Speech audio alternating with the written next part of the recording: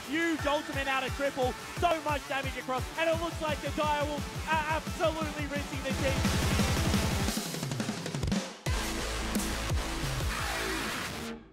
G'day and welcome back to the final game of the first week of OPL Split 2. Still Spawn and Aegium bringing you action live from Piermont, Sydney. And what a series it has been so far. This is the closest games we've seen, probably the longest games as well between these two top dogs. Dio was coming in with a fresh new top laner, Order fresh off a Korean boot camp, and very evenly matched so far. Yeah, absolutely. And I think that goes role for role. I think that every player has a moment in this series where they've maybe dropped the ball a little bit, like the skill shot just not landing. But also on the flip side, you've had time and time again stars rise to the occasion. Tally's 2v1 bottom lane. Able to, that game was so very close. And then Cupcake and Triple, unfortunately, on the wrong page. I mean, we can keep going back to it, but this has been, like, you could not, there's not daylight between these teams right now. As a support and as a Bard player, I just feel so incredibly bad for Cupcake. Because that is like, it is miscommunication, but it is so unlucky and unfortunate. And then going into game 3, I want to see the confidence still there in the bottom lane. We were singing his praises throughout the laning phase. Absolutely. Like, he was the one that got their mid laner ahead, that Swiffer had to burn the flash. They immediately get that pick that got Direwolves control of the match. Order obviously wrestled it back for a large part of that game, but he had some very good moments in the early game, as you mentioned, ups and downs, but incredibly close. Yeah, and I think that these two teams playing Standard have just done such a fantastic job at showing, you know, 80 carries still have good power. They're ripping through the tanks on the lineup. Tally obviously trusting in a counter pick that we had not seen at all in the OPL. I was a skeptic. I am sorry, James. I'll buy you like Uber Eats or something. I do want to say, until we see like a tank bot lane and then like a traditional 80 carry like match, nobody's proven the other thing wrong. No. Yeah. Absolutely agree. So we're still on the traditional League of Legends front here, as both teams have been playing. Yes, I think have been playing very standard. We've had some Kai'Sa, we've had some Ezreal. And we'll see if we have some more. Taliyah has hit the bench. We've seen it first picked here. Obviously, Order don't want to give that one over to Direwolves, but that does mean either Ezreal or Kai'Sa. All of these things will be available. Ornn isn't the ban. It is going to be Aurelia, so they will just lock that one in. Yeah, and I think that this time Order needs to take Braum away. I think that Ornn Braum is just such a strong combo because the way that Ornn's ultimate works, coming out in a line, really facilitates Braum's weak engage. Yep. And then the follow-up CC is always there. Not to mention, it is the best counter against it. And then if you do follow that train of thought, right, like if Order do pick Braum, is Lucian good enough on this patch to just pick without the Braum? You don't need that combination. You don't need the bot lane duo. You can just take Lucian to deny the Lucian Braum from Order. All of a sudden, King's playing that with like a mage support in the bottom lane. Things can change completely. Of course, it relies on Order picking it up. They do lock in the Zoe. 15 seconds to see if they do pick up the big doorman, and it looks like they will. I mean, this shows good adaptation from game 1 to game number 2.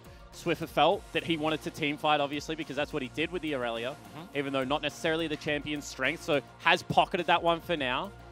Shern showed a very good performance on Graves, actually did a ton of damage, and they're going to take Ezreal, so they're not going to split up the Lucian Braum. Wonder if Kai'Sa comes back out. Yeah, do they pick the Lucian here? Do they pick the Kai'Sa? FBI mulling it over, talking to the rest of his teammates. Graves, we saw game 1 from Shernfire into Spooks as Skarner. Do they, well, take neither of them, take a top laner or a jungler, and then play something funky? Do they take something like Darius again? We saw it earlier in the game. No, it's actually going to be Kog'Maw. Okay. Pretty good on this patch. I think we see him a lot more in OS than we do in other regions. And just in terms of like scouting solo queue, of course, other regions aren't playing competitive on this patch yet, but OS has a lot of Kog'Maw players, these two being 2 of the best. And pretty interesting. You have the big doorman to block the engage from Ornn. The reason also I defend think the Space Puppy. OS has a lot of Kog'Maw players, and you would be able to speak better to this, especially in solo queue, is because people like FBI, King, Razor running around, and our tank players, especially in solo queue, aren't necessarily on the same level. So Kog'Maw goes relatively unpunished a lot of the time in team fights. Especially now that Braum's taken away, because Braum's job in the LPL when I casted it was literally to flash on Kog'Maw and get one proc. One auto You could attack. die after that. Yep. They would you would see the weirdest Braum flanks coming out and just run at him and hit him once. No.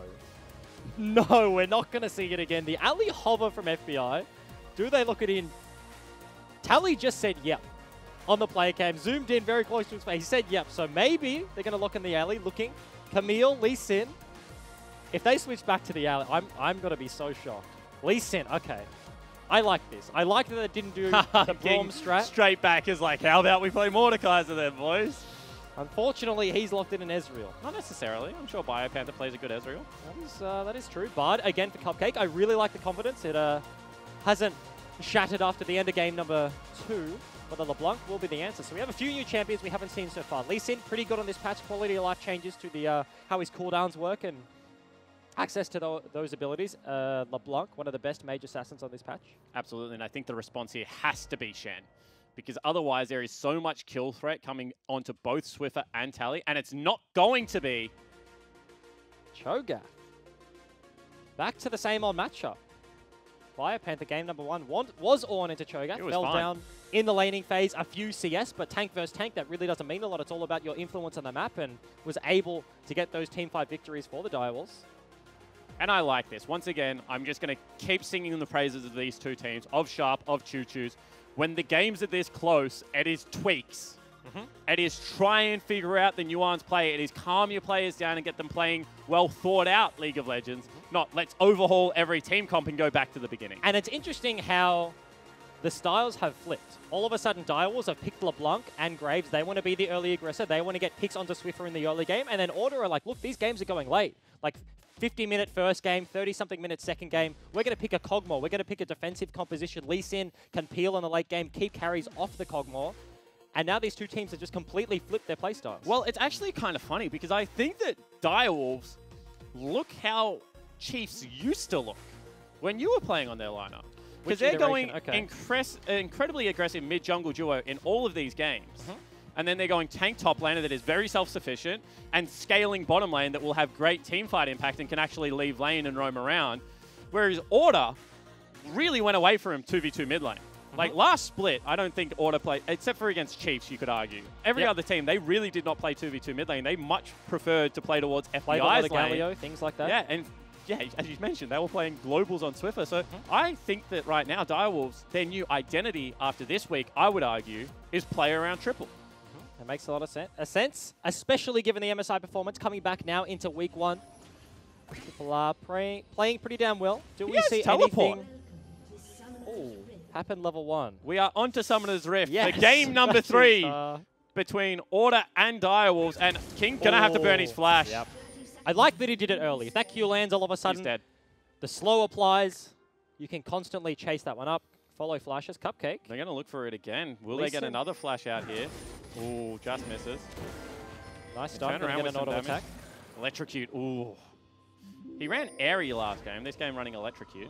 Differing matchup. Wants to play aggressive on the Kog'Maw early. Very immobile. Has the TP, so maybe wants to play that high pressure game, right? Like support and AD carry both have the teleport. Churnfire, if he gets ahead in the jungle, can all of a sudden just sit around that bot lane. They can constantly shove in. Both TPs mean they get buys when Order doesn't, and they have to sack creeps to kind of stay even in the laning phase. Triple sees that ward going down. They know that Tally is still at the red buff. They can therefore theorize that Order is going to start top side of the map. At the same time, Shern has been able to start in complete fog of war. We'll get a pretty damn good leash from the bottom lane. Bard, best leash in game. Not Braum? Braum's also very good, but Bard does more damage. Yeah, that is true. That is absolutely true. Stuns it against the wall and gives it a nice little slap with a Q. Of course, Order's bottom lane does actually start in lane because Spooks is on the top side of the map, so they get to shove in early despite the range melee mismatch, but should be wrestled back. Shern mid lane already. He's just going to dash in, going to get one auto attack down, going to look for a Thunderlord's proc, does not get it. Spooks is here. Q does land, but Swiffer only level 1. That's about sending a message, and it's also good for early confidence. As a Lee Sin player, if I throw out 2 Qs early game, even if I don't take him and I hit him, I know it's going to be a pretty good Lee Sin game. Churnfire is actually looking for Spooks, but he's actually on a ward. Scuttle Crab is up and available. Zombie ward does pop there. Spooks knows exactly Rogue's here as well. Dashed away, got the slow already. Gets the Thunder Electrocute proc. Stun will now follow up, but Triple had pushed Swiffer in mid lane, so couldn't continue that. And that's the turning point. Churnfire is playing the waiting game. Spooks doesn't want to follow into his Q because he knows that Churnfire will need to flash if Braum Q connects. So Rogue's holding his flash for the flash of Churnfire, but because of mid priority, Triple negates the whole thing. Order do get themselves a Scuttle Crab for it though. So everything back to normal. Map pretty normal. I feel like we're getting excited about lots of things. Talk to me about the comps. Where are Order's strengths? Where are Direwolf's strengths? How do you think this game is going to be won and lost? Very obviously the late game for Order. You have the Braum, you have the Lee Sin Peel, you have the big fat tank in the Cho'Gath. FBI has been performing very well with flashes of brilliance and flashes of a bit of a yikes here and there, but on the Kog'Maw is a big factor, and Direwolves just want to play it early, I think. They have the LeBlanc, they have the Graze onto Shurnfire, tank v tank once again at the top lane, so Biopanther will be completely fine up there. It's all about this mid 2v2. See how it gets done. Triple goes in, lands this chain, but Sleepy Trouble Bubble also there. Swiffer gets the poke, and once again, Sleepy Trouble Bubble's damage amplification is nothing to scoff at. Gets the Q as well, doesn't do a whole lot of damage, but talking about getting your eye in.